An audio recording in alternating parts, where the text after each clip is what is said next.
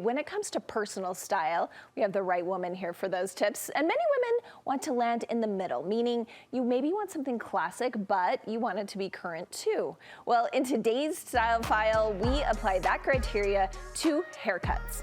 Studio 5 beauty and style contributor Megan Moore is calling out 4 modern updates to the classic cuts we know and love. And you say this is kind of a trend in 2023, kind of the reimagining. Yeah, it's definitely like the era of buzzwords. Like we're giving all these beauty trends like catchy phrases. Like think about when we did glazed donuts fingernails, right? It was like a white fingernail, but we had to give it a special name, right? Or glass skincare. Like we're just coming up with all these names. I don't even know who's generating the names. I mean, TikTok. I don't exactly. But I do like it because it kind of gets people excited about things that are old and making them new again. So yeah, no different with haircuts. Classic haircuts that have been reimagined. They have new fun names, but they've just been updated as far as styling goes and kind of feeling a little bit more elevated, a little bit more modern. Okay, and I know a lot of us, like we find a hairstyle that we feel like works for us and we just hang on to it forever. Yes. So how do we know when it's time for a little update? I mean, I think you get to a point where you're like, oh, I've been doing this for a long time, and you kind of know you need to do something. There's probably a little feeling of it, but it's the fear, right? So getting over that fear, I think the easiest way to do it is really do your research and make sure you go into your appointment and know this is the type of hair that I have, and so this kind of cut will look good for me. And you can always ease into it. There's no need to do a major chop, right? But little tweaks can make a big difference. Okay, I love that. Okay, this is what we're going to do. I'm going to name a classic haircut, and then you are going to tell us what that is and update it for us, and then maybe tell us who it would be good for. Okay, so the first one I am seeing in a lot of these young girls, and it is the Farrah Fawcett. Yes, remember the 70s, the Farrah Fawcett, right? It had the big feathered like layers and lots of movement, lots of texture. Well, the reimagined version is called the butterfly cut. So what the butterfly cut is it's the same thing, very similar, but less of the feathering. It's definitely a softer, but you can still see tons of layering that starts all the way at the cheekbones, past the jaw. So for this cut, you need to have a decent amount of hair because we're gonna be removing a lot of it in those layers. And you also need to be a person that's willing to spend some time styling.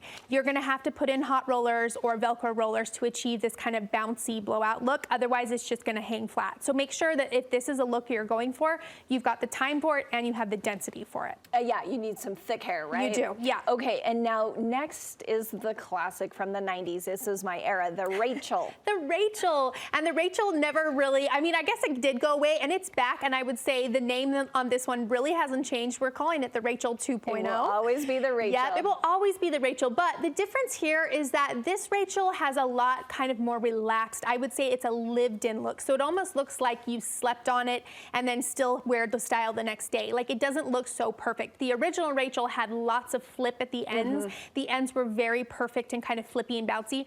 In this more updated version, we're letting the ends hang a little bit straighter, but we still have that same shaggy effect, right? It's still really cool girl vibes, but just a little bit with the straighter ends. I think it looks more modern and a little bit more updated. And you can see that it can work on any age. It can be really beautiful. Again, you do need to have a little bit of density, some texture. If you've got wave in your hair, this one's a really great one because you're going to be able to see that texture a little bit better. Okay, so good to know because I know a lot of hairstylists get frustrated when someone comes in with a picture and you're just like, this is not going to work on your hair, honey. Yeah.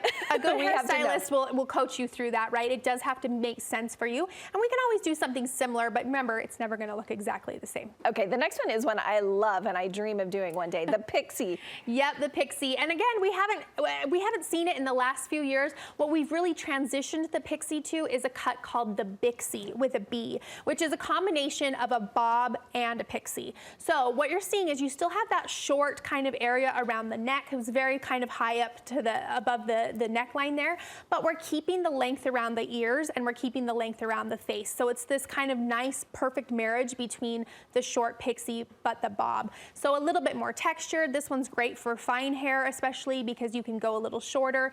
It's also really great if you have curls. This can be gorgeous with a curly hair too. So it's really fun, lots of texture, lots of movement, but you still have that kind of sassy shortness of a pixie in the back. I do love that. Okay, what about the A-line? Is that getting an update? It is. The A-line is classic and it's not going anywhere, but again, because all of the styles have shifted more relaxed, okay, we've kind of shifted the A-line and we're now seeing more of what we call a chop bob.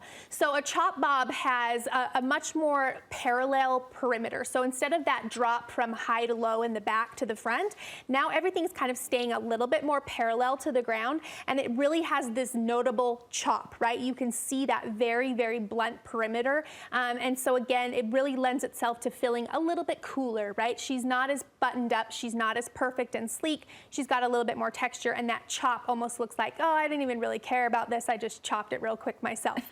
She didn't, I promise, don't do it yourself, but it kind of gives that kind of cool vibe that updates that kind of more sleek A-line bob. Are any of these any that you would say if you're of a certain age, stay away? No, absolutely you never feel not. that way, I don't feel that way at all. I think if you have the right hair for it, the age doesn't matter. So really think about what's going to be best for your texture and your length and your density. And then after that, if you want to rock it, rock it. Okay, I love it. Thank you, Megan. You bet. All right, where can people go for all your style, your makeup, your style? She has the funnest Yeah, Instagram. thanks so much. You can come to my blog, thebeautysnoop.com, and then hang out with me on Instagram @beautysnoop. Okay, thank you, Megan.